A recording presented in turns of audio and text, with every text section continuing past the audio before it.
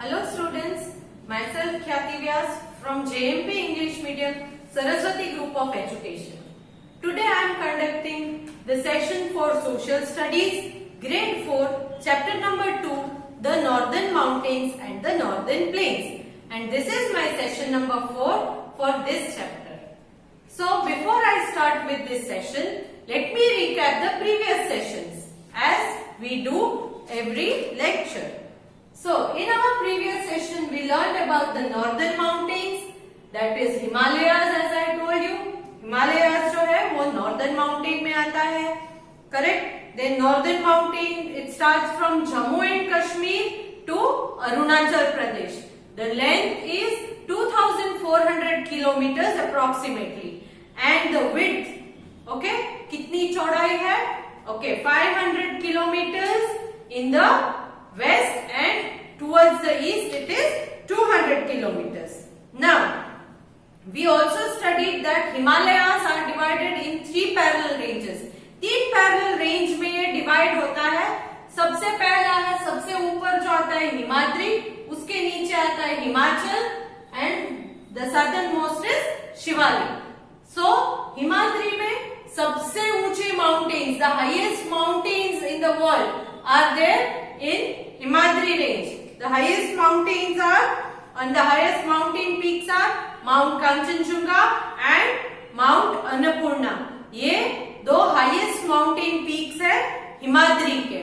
Okay? Then Himachal. Himachal के बारे, हिमाद्री में एक और पॉइंट मैंने बोला था कि माउंटेन पासेस है. जिन माउंटेन पासेस में जोजिला पास है वो बहुत इंपॉर्टेंट है and it is in Jammu and Kashmir. Then Himadri में बहुत सारे लिविंग थिंग्स नहीं रहते because it is covered with snow throughout the year.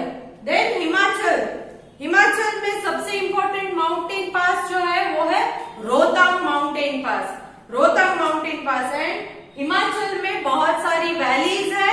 Okay, valleys मतलब the lowland between two mountains.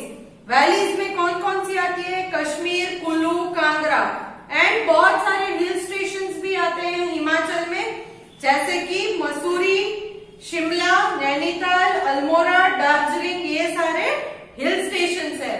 तो आप घूमने जाओगे तो आपको पता होना चाहिए कि वैलीज कौन कौन सी है एंड हिल स्टेशन कौन कौन से है. Then we talked about Shivalik range also. Shivalik range, यहाँ पर टेरेस फार्मिंग के बारे में हमने बात की थी. टेरेस फार्मिंग मतलब माउंटेन को स्टेप्स पैटर्न में कट करके फार्मिंग करते हैं because the water will not flow down. Then we talked about importance of Himalayas. Importance of Himalaya में सबसे पहला कि it is a natural boundary, so foreign invasions will not be entered into India. Foreign से कोई भी India के अंदर north में से इजीली एंटर नहीं हो सकता क्योंकि यहाँ पर 3 माउंटेन रेंजेस जो खड़ी होती है तो उस वजह से. Then it does not allow the cold wind from the north to enter India. North में से जो कोल्ड विंड ब्लो होकर आती है इंडिया में, ये उसे रोक देता है और इंडिया को फ्रीज होने से बचा लेता है, ठंडा बहुत हो जाने से बचा लेता है. Then the rain bearing winds will be blocked in India. India में से जो रेन बेयरिंग विंड्स है उसे ये बाहर नहीं जाने देता है. ये माउंटेन उस रेन बेयरिंग विंड्स को स्टॉप कर देता है, जिस वजह से वो जो रेन है वो इंडिया में ही गिरती है एंड इंडिया में बहुत सारा पानी हो जाता है. Okay, then we also talk that we get timber, that is wood for making different things, then medicines and resins from this forest. This forest is also having variety of forest and wildlife. Forest भी बहुत सारे हैं, इसलिए यहाँ पर many kinds of trees are found and wildlife are also found. Forest है तो wildlife भी होंगे. Next, most important point of Himalayas is Himalayas. It is main source of water to Indian rivers. Indian reverse में सबसे important water जो आता है flow होके वो हिमालयाज में से आता है क्योंकि हिमालयाज में जो स्नो मेल्ट होकर पानी बनता है वही स्नो बाद में पानी बन के इंडियन पहुंच के रिवर्स जो है they become full fleshed with water through out the year. Next, in my last session, session 3, we discussed about the northern plains. Northern plains के बारे में पढ़ा था. नॉर्दर्न माउंटेन से नीचे साउथ में आओगे तो नॉर्दर्न प्लेन आएगा. नॉर्दर्न प्लेन्स जो है उसकी जो लेंथ है it is 2400 kilometres and width 150 to 300 kilometers. Okay, and it covers the states of Punjab, Haryana, Uttar Pradesh, Bihar, West Bengal and parts of Assam. Then I also discussed in my previous session that there are many perennial rivers which have water throughout the year. Perennial का मतलब मैंने बताया था कि throughout the year Jin rivers में पानी रहता है उसे perennial कहते हैं. Then we discussed about three important basins. Three important basins of northern plains are the Ganga basin, the Brahmaputra basin and the Sutlej basin. Okay, Ganga basin, Brahmaputra basin and Sutlej basin, ये तीन important basins है. उसमें से हमने Ganga basin already detail study कर दिया है. Once again let me repeat this session that in the Ganga river Ganga is having its source, means its birth place is from the Gangotri glacier in Himalaya. Himalaya के गंगोत्री ग्लेशियर में से इसका जन्म स्थान होता है. Then, as it flows down towards the south, it enters Hardwar in the plains. Haridwar जो planes में है वो वहां से एंटर होता है प्लेन्स में. गंगा रिवर हरिद्वार से प्लेन्स में एंटर होता है. Ganga river flows through the states of Uttarakhand, Uttar Pradesh, Bihar and West Bengal. Okay? और ये जो है Ganga river it brings silt and makes the plain very fertile. इस वजह से प्लेन्स जो है वो बहुत फर्टाइल बन जाता है, good for growing crops. Ganga and it's main tributary is Yamuna. Ganga और उसकी मेन ट्रिब्यूटरी है यमुना. ये गंगा और यमुना दोनों कहां पर मिलते हैं? इलाहाबाद में. इलाहाबाद में. And the point where these two rivers meet each other is called Sangam.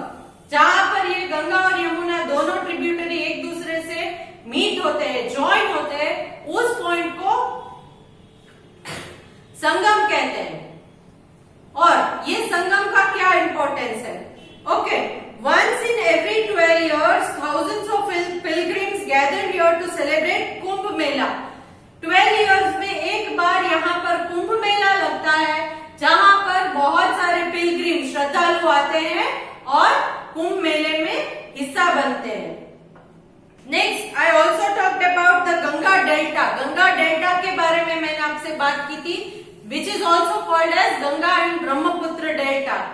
Delta का मतलब क्या है? गंगा जो है it splits into smaller tributaries और streams and it forms in a triangular shape before entering a sea. Sea में enter होने से पहले वो अपनी बहुत सारी स्ट्रीम्स या ट्रिब्यूटरीज को अगेन डिवाइड करता है. It forms a triangular part and then enters into Bay of Bengal. So now today we will learn about, in today's session we will learn about the Brahmaputra basin and the Sutlej basin. So today firstly we will take Brahmaputra basin. Okay, now the Brahmaputra basin. I have hung a map here to explain it to you in detail. The river Brahmaputra starts in Tibet. River Brahmaputra है वो तिब्बत में start होती है. तिब्बत है वो actually India का हिस्सा नहीं है. तिब्बत इंडिया से बाहर आता है. So river Brahmaputra starts from Tibet. Its birth place is in Tibet. It flows eastward and enters India in Arunachal Pradesh. Tibet में जन्म लेने के बाद वो फ्लो होके अरुणाचल प्रदेश में एंटर करती है. यहाँ पर अरुणाचल प्रदेश में तिब्बत से जन्म लेने के बाद, ये तिब्बत है, तिब्बत से जन्म लेने के बाद फ्लो होके वो अरुणाचल प्रदेश से इंडिया के अंदर एंटर होती है. Then it flows westwards through Assam before entering Bangladesh. फिर यहाँ से फ्लो होके वो इस तरफ असम की तरफ फ्लो होती है and then it enters here in Bangladesh. Can you see this dark blue line here? Yes, ये तिब्बत में से एंटर होती है अरुणाचल प्रदेश में, फिर असम में आती है, फिर असम में से ऐसे फ्लो होके इधर बांग्लादेश इंडिया में नहीं है, it is a different country, so बाहर चली जाती है। Now the Brahmaputra basin receives heavy rainfall brought by the monsoon winds. Brahmaputra basin में रेनफॉल जो है वो बहुत हैवी होता है। क्यों?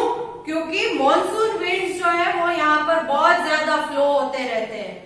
Sometimes the heavy rainfall floods the river and its surrounding areas.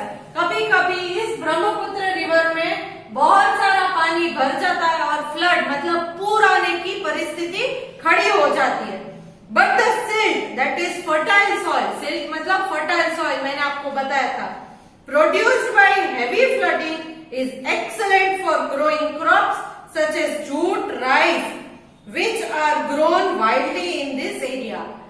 But ये फ्लड आने के बाद, फ्लड के साथ जो सिल्ट आती है उसकी वजह से ये जहां से ये ब्रह्मपुत्र रिवर फ्लो होती है वो पूरा एरिया एकदम फर्टाइल बन जाता है और यहाँ पर राइस, जूट जैसे क्रॉप्स बहुत अच्छी तरह से ग्रो होते हैं।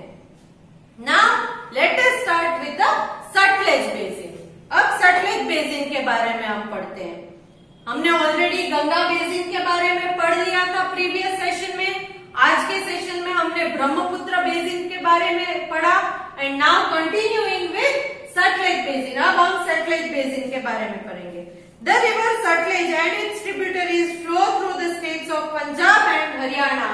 पंजाब और हरियाणा से फ्लो होती है ये सतलेज बेसिन। सतलेज बेसिन जो है वो Punjab and Haryana, this orange colour and pink colour, Punjab and Haryana इन स्टेट्स में सतलेज बेसिन है। This region does not receive much rainfall. इस रीजन में ज्यादा रेनफॉल नहीं है। Hence the farmer depend on canals, rivers and dams for water. इस एरिया में ज्यादा बारिश नहीं होती है, इस वजह से फार्मर्स को क्या है, अपनी जो फार्म है उसमें पानी के लिए आइदर दूसरे रिवर्स पर या कैनाल्स मतलब मैन मेड जो टनल जैसे होते हैं जिसमें से पानी छोड़ते उन कैनाल्स पर या डैम के ऊपर पानी के लिए डिपेंडेंट होना पड़ता है। Okay, the famous Bhakra Nangal dam has been built on Sutlej to provide electricity and water for irrigation. Bhakra Nangal dam, अलग अलग डैम्स है इंडिया में, सबसे इंपॉर्टेंट है भाखरा नंगल डैम। ये सतलेज रिवर के अक्रॉस बांधा गया है। The Bhakra Nangal dam is built across Sutlej river. Okay, dams क्यों कंस्ट्रक्ट करते हैं? See, if you do not construct dam the water will flow away. अगर आप डैम कंस्ट्रक्ट नहीं करोगे तो नदी में से पानी बहकर चला जाता है। The water will never stop. Okay, water will never stop. So if you want water to be supplied in your area, what you have to do? You have to stop it from flowing. अगर आपको पानी चाहिए तो आपको क्या करना पड़ता है? उस रिवर के अक्रॉस एक डैम कंस्ट्रक्ट करना पड़ता है जिसकी वजह से उस नदी का पानी बहकर आगे ना चला जाए। ओके, और उस पानी को आप स्टॉप करके पूरे साल यूज कर सकते हो।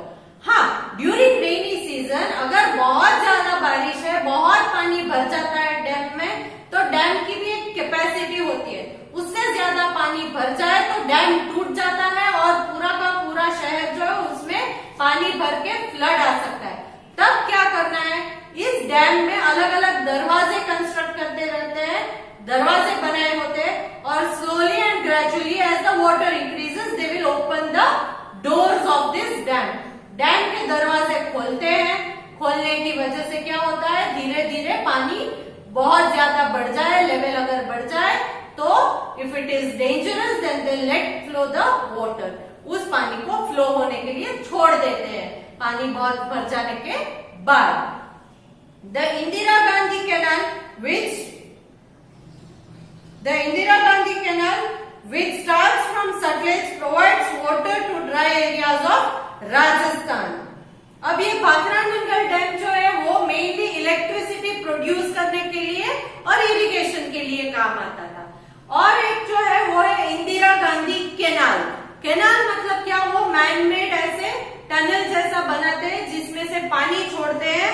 और ये क्या, कहाँ के लिए पानी छोड़ते हैं? Mainly for Rajasthan.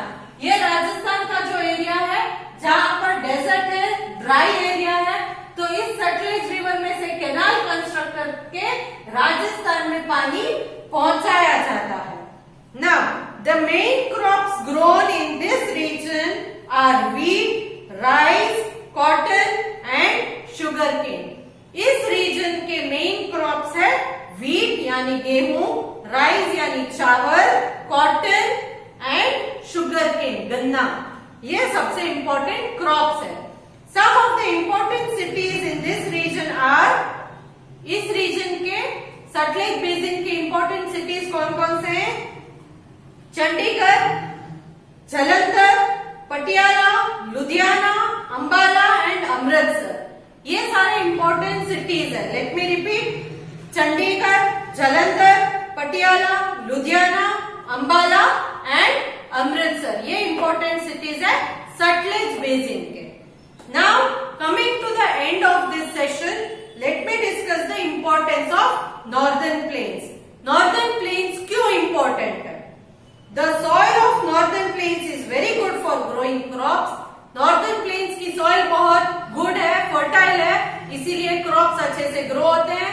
Northern mountain में से river आती है, river के साथ silt आती है, और silt यहाँ पर northern plain में deposit होने के बाद ये जो plains है, northern plain बहुत fertile region बन जाता है किसी भी तरह के crop को grow करने के लिए।